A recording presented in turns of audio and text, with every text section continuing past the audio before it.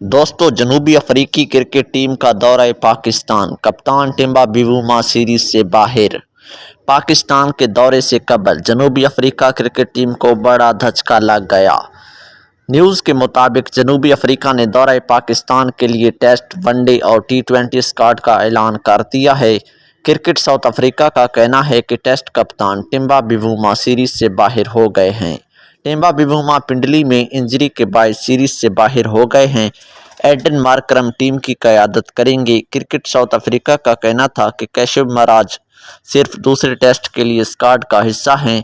कैशिव महाराज का रिहैब मुकम्मल होना बाकी है। याद रहे कि दौरे में जनूबी अफ्रीकी टीम 2 टेस्ट, 3 वनडे और 3 टी20 मैचेस की सीरीज़ खेलेगी। दोस्तों, इसके बारे में आपकी क्या राय है? ये सीरीज़ पाकिस्तान जीतेगा या फिर साउथ अफ्रीका बाजी ले जाएगा? कमेंट सेक्शन में ज़रूर बताएं। वीडियो को लाइक कर दें और चैनल को सब्सक्राइब कर दें। Thanks for watching.